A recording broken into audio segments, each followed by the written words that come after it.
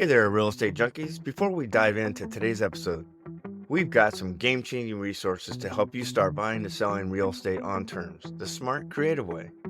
Want to learn how to invest with little or no money down? Grab your free ebook, The 4 Game Plans, and discover the exact strategies we use every day. Get it now. The link is in the show notes. Looking for a complete step-by-step system to start making 3 paydays per deal? Check out the Quantum Leap System, our home study course packed with everything you need to close your first terms deal. Need a personalized strategy? Book a free one-on-one strategy session with one of our coaches.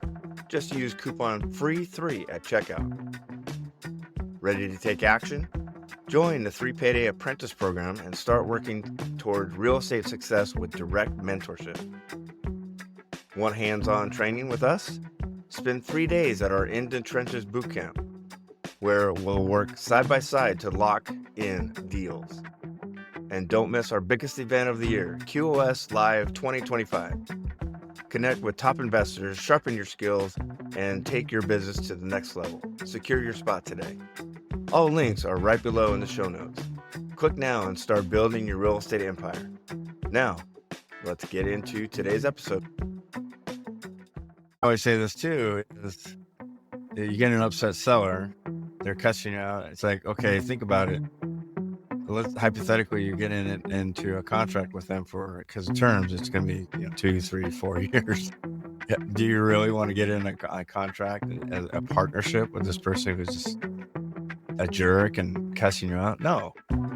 Even though you want that deal, even though they haven't gotten a deal in 5, 6, 7 months, you got to be picky still, right? You want to make sure you're dealing with a seller that understands what you're doing. Welcome back to Real Estate Junkies Coast to Coast. I am your co-host, Rusty Ham, on the West Coast, Southern California, San Diego area. And I'm Rick Abbiati from the East Coast, New Hampshire. You guys got some rain today, huh? We did, and tomorrow, but it's going to be nice for the following week. Yeah, I'm not happy about it, Rick, because the Ryder Cup is out in your area, and they have to make changes to the schedule for the Ryder Cup. So I'm not happy. Anyway, they'll figure it out, and I'll be able to watch a ton of golf this weekend. Anyway, so our warm-up, if you guys don't know, mindset, skill set, and systems. We're going to go over mindset, specifically changing your mindset on making dials. We have a lot of, I don't know what it is. They're afraid of, maybe we can get into that. Again, it's a mindset thing. They're not making dials, right? They've spent money on coaching. I always say and when you don't make dials, I always say it's an expensive paperweight. And I'm like, I don't understand. You pay money for coaching and then you don't do anything. It baffles me, but it doesn't, because I've been a coach in sports for over 30 years, and 20% of the athletes did 80% of the work. And then you had the 80% of the athletes do nothing. They do 20% of the work. They just do the bare minimum. And you still have that kind of within our community, right? You have high achievers that are just kicking butt. They're doing what they're supposed to be doing, the 9 traits. And then you have the 80% that they don't make any dials. And you're like, how I expect them to get a deal if you don't make any dials, right? And you get some people that, they are making dials, but they'll do 20 dials in a week. Yeah. And they'll wonder, well, I'm not getting any deals. I'm not getting any leads. Well, and they're getting frustrated. Yeah. So changing that mindset, and we're going to talk about Derek in a bit. Derek is one of our new coaches. He's helping you out on your starter calls, right? Just starter or emergency? Starter calls. And describe one of the mindset shifts for people that maybe are having troubles with just making dials in general. Yeah. Let's face it. None of us really love making dials. And, yes, I enjoy it. And I'm sure you do too, Rusty, talking to sellers, because it's with our confidence and having dealt with enough sellers, it becomes a very good conversation. I can't even remember the last time a seller gave me a hard time. But, to sit down and make dials, yeah, it's not on the top of my list, but, you know, It's true. I have other things on my mind rather than dialing, but, let you part of it is, it comes down to your why. And we've all talked about that. I mean, you've got to have a strong why. And it's just like any athlete, you've got to have a why, and most of us don't really realize what our why is until you drill down into it. And that's one thing we help everybody with. But beyond that, you may have a why, but it's what's that thing that's going to get you over that hump. And, one of the things, and Derek brought this up today, was, what we learn and what we become very good at is creative financing. And if you're sitting there and you've gone through QLS and you've been around for a while, you know it inside and out, and you can help solve people's to help solve people's problems. So there's got to be a feeling that you're going to let a seller sit there and struggle with not selling their home, not being able to relocate like they're trying to, or not being able to move closer to their grandchildren like they wanted to. But you're sitting there, you've got a solution. Why aren't you talking to them? And I mean, there's got to be some guilt there thinking about you're not offering what you know. You've got the solution. Yeah. And I said that there's people out there waiting for us to call them because whatever reason, like they couldn't sell for whatever reason, and they're waiting for us to call them. And so you just gotta get over whatever you're getting, what's in your head, which is probably the fear of being rejected, right? Being the fear of someone maybe cussing you out, and we talk about it all the time. You just gotta get better on the phone, like you said. And I have zero problems talking to sellers now because we've heard everything. In fact, there's things that there's things probably we haven't heard that we're looking forward to, like, hey, this is, now it's going to get on our memory bank and we're going to be able to use that for future calls. We're looking forward to objections, right? And I'm reading that book, The Science of Getting Rich. I don't know if you remember that book that was recommended to us. And I just read it, which is weird that it just came up. The people that they haven't mastered whatever it is that they want in their life, they're reactionary. It's a fight or flight. So because they haven't mastered the phones, they either fight or they flight, right? It's because they're reacting to the seller and their response to them or their objection.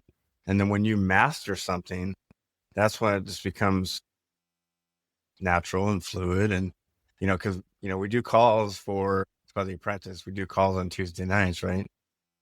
And as soon as I'm done with a call, I get done, and everyone's like, "Wow, that was just like so cool that you just kind of naturally did, pivoted in this way." It's like, well, because we've done it so much, and we haven't even mastered. Like you even said that you're going to learn a lot from Derek. So there's things that we can learn from Derek, right? But we have a certain mastery of being on the phone that we're not getting the negative feedback from sellers because we're not coming across as salespeople. We're not coming across as, I want to list your home. We're coming across as, hey, how can I help you? Yeah, I haven't heard a 4-letter word in a long time. Never mind.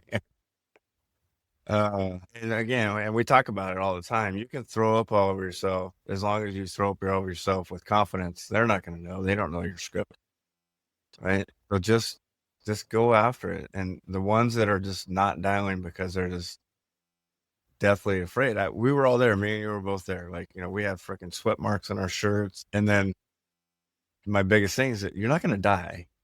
They cuss you out. You just move on, right? There's nothing going to happen to you on the other end.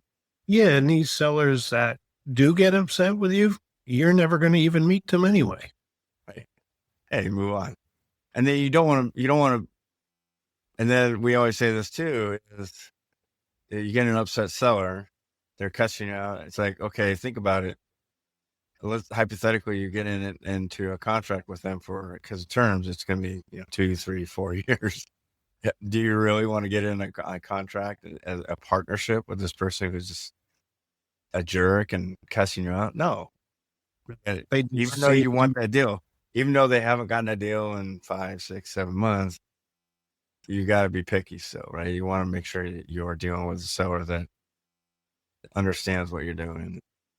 Yeah. I mean, I had, and it was funny because when I called the seller, we don't look the property up in Zillow or anything like that because it just wastes time. So I called the seller. I didn't realize it was new construction. And the seller said, "Did you see my property online?" I said, "Oh, yeah. Yeah." I just played along with it. And I asked if it needed any repairs or anything. And he said, "You're an effing moron." And he started using every 4-letter word in the book. And I said, "Look," I said, "obviously, we're not going to be your buyer. Have a great day." Yep. There you go. Yeah, you could have lied. You could have said, "Well, I saw pictures that before the new build. I saw land." Yeah. Yeah. But, one thing Derek said, because that question came up, when people say, "Have you seen the property?" Be honest with them, say, "No, I had a friend of mine tell me it was for sale, so I haven't had a chance to look at it," There you go. which is a great response, but it's learning. Yes, we have things like live seller calls or our scripts and dialogue channel in Slack. It's a communication method that we use where we post live calls that, some of us have made. And these kind of responses are in there. So you hear this stuff and you hear it over and over again. And believe it or not, when you're talking to a seller, you won't even think about it. It will come out natural. Yeah. You're anticipating it, right? When you ask a question, there's 3 or 4 objections that you're like waiting for, right? And then once they ask that objection, you're like, yes, they asked it. So now I get to respond this way, right? And then another way is call critiques, right? They send in their calls, they get critiqued on it. I would call it the ACAA method, which is you take action, which is make that phone call, get critiqued. Now, some people may not like to be critiqued. Maybe it's, maybe it makes them feel bad after you tell them, "Hey, don't say this, whatever." But you get critiqued, you make adjustments. So obviously on the next call, you're not going to repeat your same, asking or answering, because if you don't make the changes, you are, what do they call it? Doing the same thing over and over again without, or expecting a different result. Mm-hmm. Insanity. I mean, if you don't use ACAA, then you're just insane, right? You got to make those adjustments. And that's the second letter A, which is making the adjustment, or make the adjustments and then act on that adjustment on your next. Yeah. I used to get beat up on call critiques because, I'm analytical. Surprise, surprise. Surprise. And if you want me to do something with a spreadsheet, I'm on it. With the analytical part, to me, when I'm talking to somebody, I got to tell them how much I know. And I'd go on for 15 minutes on all of our buyer processes and all that. And I can't tell you how many times I was told, "Stop with the buyer seminars," so I ended up putting a sticky on my monitor that said, "Shut up." And, I go back and I've told people this before, we all start with the scripts on our monitor or print it out, and just so we know what questions we're asking and whatnot. And I was away for the weekend and I had a follow-up to do with the seller. And I did not bring my system prompts with me, And so I just made the call anyway. And it turned out to be one of my better calls because it was all inside. I didn't need that crutch. Yeah. Yeah. That's awesome.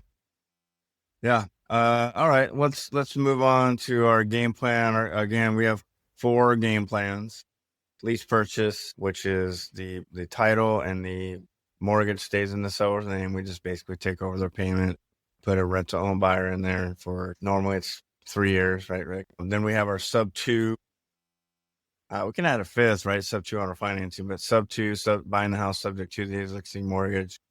There's a couple of reasons why we would do that. If they have 0 or no equity, if we catch them up in the arrears, or maybe they have it's like a second home and it's a second payment and we're taking that over for them to relieve that pain. Then you have owner financing, which is a house that's free and clear, and we give them payments over time with a balloon payment, right? And then I guess we can add a 5th, which is sub 2 owner financing, which is you buy the house subject to, agree on their equity and pay that equity out at a later date. normally for 4 years minimum at 0% interest. If they want interest, we talk about that. But that's why we call it creative financing, because there's different ways we can do things. So out of all those game plans, our first exit strategy is rent to own, right? And that's how we get our 3 paydays, right? Payday 1, down payment from the tenant buyer. Payday 2, the cash flow we get from the tenant buyer minus the payment we give to the seller. And then payday 3 is a combination of principal pay down and the premium that we sell to the tenant buyer, right? I just want to make sure that we're all on the up and up on the rent. Now we do ours a little different. So describe how we vet and why it would be different from maybe a traditional rent to own. Because people have I think they have a preconceived notion of what rent to own is, and we do it slightly different, which why we have such a higher success rate, right? Yeah. So when we're vetting our we call them tenant buyers. Yes, they're tenants, but ultimately they're buyers. And there are some distinctions between a tenant buyer and a tenant or typical renter. Mm-hmm. And then one of those is our rent to own works. They've got to come in with a down payment, which ranges anywhere from 3 to 10%, at least, close to 10% or more. Sometimes they come in with more, and they don't set foot in that property unless they've got at least 3% down. So what we do is we have them watch our video, how rent to own program works, just so they're clear. And that a lot of times they still aren't clear, and we train them in that. And we position them to be able to get their mortgage. Once they view the property, we have them fill out a next step form with all their financials, their income, and their down payment. And what we do is we review that with them and let them know our objective is to position you to get to the finish line of getting your mortgage. So whether it's a credit problem or whatever, we help them through that and we provide guidance to them. So once we've gone through that and planned out when they're going to do down payments to get up to that 10%, we put them through a formal screening. And then that's where the company that we use, screenthetenant.com, they will look at credit report, not that they're focused on it, but they'll look at credit report, background check, sex offender registry. It's usually about 100-page report that we get back. It's very thorough. And they'll look at their debt to income ratio and tell us when those prospective tenant buyers will be mortgage ready, which is usually 12 to 18 or 18 to 24 months. And I believe 90% of the time they're spot on. Yeah, I mean, we've never had a problem with that. The biggest thing is they come in with a non-refundable down payment. And so they've got something at risk. If they're going to act like a regular tenant and trash the place, then they're in default, or if they're not going to make their payments. And that takes us to what we were really going to talk about was like buyers that default, buyers that, tenant, a lot of landlords have problems with tenants not making payments on time, and you end up evicting them eventually. When our tenant buyers are late on a payment, I know I get on the phone with them and we send them a notice too, but remind them that the lenders require us to provide a ledger of their down payments and their monthly payments and when they made those payments. And if that tenant buyer truly wants to end up not losing their down payment and they want to have home ownership, which is always our goal, then they need to make the payments on time. And I always advise them, make it a few days early if that's what it takes. But usually that will correct them making late payments, is knowing what's on the... Right. Yeah, good point. And again, the distinction between kind of what people perceive as rent to own, most rent to own, if you were to look it up maybe on Google or whatever, it's going to be maybe a deposit they're looking for.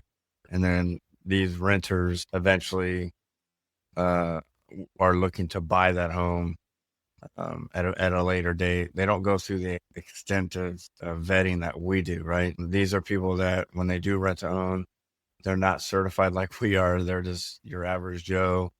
that they're investors that maybe buy a home and then they saw a rent to own.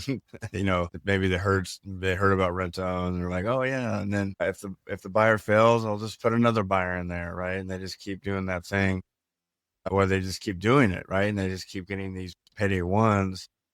But these who knows how the houses look at the end of the day. Ours is different because, again, you said we require 3% minimum, and then we schedule more over time. So we're treating them as buyers. That's what kind of my point was before we got on the air, is we're treating them as buyers, because what we're also doing, not only with the down payment, because if you're going to buy a home traditionally, you got to put 20% down if you don't want PMI, right? So you're putting money down to buy a house. You're going to have a mortgage payment. That mortgage payment is going to include principal, interest, taxes, and insurance, right? That's what you typically would be doing when you buy a home. So we do that. We pass the taxes on to the buyer, telling them, hey, this is what it's going to look like eventually when you get a loan. You're going to be having to pay taxes anyway, so here you go. And then they're going to get renters insurance. So their rent plus taxes plus renters insurance is acting like a mortgage payment. So we're treating them as a buyer. And then we're also passing on maintenance and repairs. We're not getting calls at midnight like, hey, my toilet's clogging up, come and fix it. No, that's your problem. You're the buyer. That's you're responsible for that. And people were like, they kind of turned their heads like, really? And I said, yeah. And we have a very high success rate because of what you said, because we treat them as buyers. We're not treating them as renters. I don't know if you want to expand on that.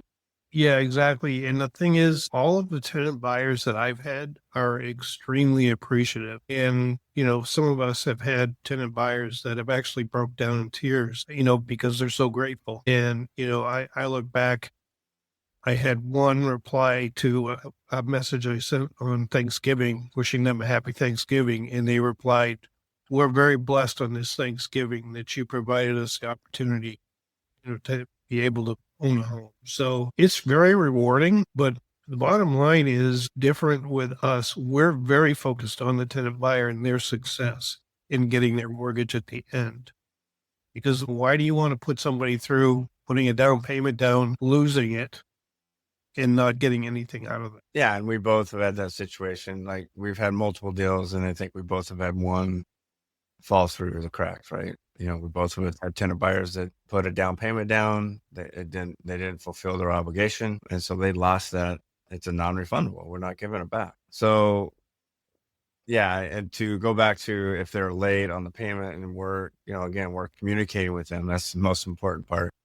And then every 6 months, we're doing a house check, right? Obviously we got to give them notice, but we're going to go in the house and make sure that they're living the right way, that they're not, scum. And then if they are late, again, we communicate with them. There's some consequences, right? And some of those consequences, if we have some down payments that are scheduled throughout the term and they don't do it, describe that if you can. Yeah. If they don't make their scheduled down payments, they're notified that they're in default. So basically they're just renting. But, we do have some latitude. For example, if we have a tenant buyer that's been on time with their monthly payments and they've been really good, and they just need an extra month to make that payment, that'll put them back into good standing. Yeah. So it's not like if they miss one of those scheduled, it's like automatically in default. I mean, automatically they lose their option. They don't automatically lose their option. They're in default. Now, if they don't, after a couple notices, don't make up that payment, then we're having a discussion with them, right? Right. And that discussion could be, hey, when could you, right? Mm-hmm. I can probably do it, in March. Okay. Well, let's readjust the date so that it reflects, March and not, December or whatever that payment's supposed to. It's reminding them that, when we get closer to that finish line, we need to ensure that you're up to this down payment, this total down payment, because that's going to get you the best lending program at the best rate. Right. Thing that, and we were talking about it before was people that get to that end of that 24-month lease and they're not able for some reason to get their mortgage.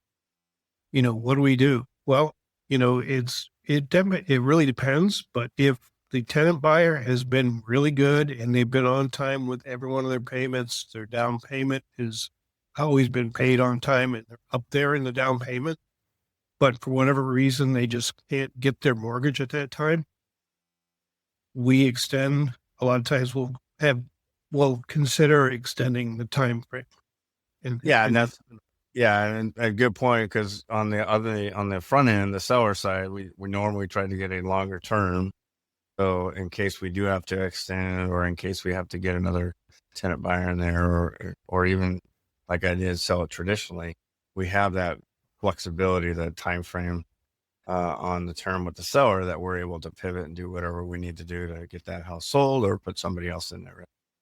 All right, let's cool down, Rick. And if you guys have listened to us for a while, our cool down usually is around In the Trenches Boot Camp or QOS. And in QOS, what do we got? 2 weeks left? Just under 2 weeks. Just under 2 weeks. It's in Boston, October 6th and 7th, which is a Monday, Tuesday. In the past, it used to be 4 or 5 days for us, the coaches. We would get there and have a coach's day. And then it used to be 3 days of just of the QOS, right? So mainly 4 days, but it was 5 because we're coming in the night before. So it was like 5 days of this. It was a long week in the past. Now they've changed it to 2 days, Monday and Tuesday. So when are you flying? You going in Sunday? Yep, I'll be in there Sunday. Mm-hmm. Yep, my executive assistant Megan will be flying from California to come to QLS. So I'll be picking her up at the airport. So she'll be getting in about 5:30ish. Okay.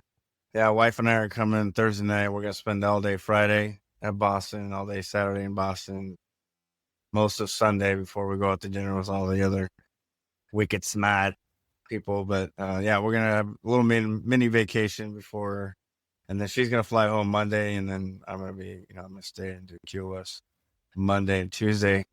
And the reason why I brought up Derek is Derek Dombeck. I think it's Dombeck, newly hired coach in the Wicked Smart community.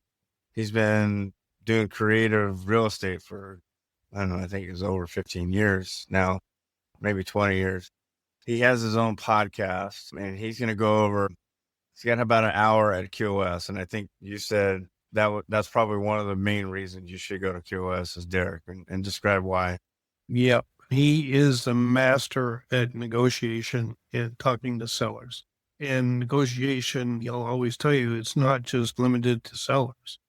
It's all areas of your life. And he is the master at it. So if you're not going to be there for that, you're truly missing out on a lot. We're side by side on some of these coaching calls, and I'm sitting here taking notes, because he's got a lot of great tips. Yeah. So, very cool. I think he's got a 45, 50-minute session at QOS. He also has a podcast too, like us. I'm sure he might have a little bit more followers, but the podcast is called The Generation of Wealth. I'll put that in the show notes. So check that out. Very cool dude. Looking forward to meeting him there in Boston, hanging out with him. He seems like he has the same taste of the adult beverages like we do. So it's going to be kind of fun to hang out. Yep. And of course, there's going to be other fantastic speakers there too. Damon Repnick from our Black Book, talking about all the AI and all the new changes, which I've seen some of the changes because I'm beta testing it. And there's some cool stuff that they're doing. Cool. Awesome. Yeah. Looking forward to it, Rick. Can't wait to hang out with you, watch you nurse a couple beers. Right. He joined me in nursing a couple beers. Yeah. All right, buddy. Have a good one. We'll see you in a couple weeks, everybody. Yeah, I think the next podcast is going to come out, after we come back? Yep. Maybe we should do one out there in in our hotel room. That'd be pretty cool. In our hotel room again. Or we could do it at one of the pubs. Oh, yeah. There we go. All right, everybody. Take care. We'll see you guys in. Take care, everyone.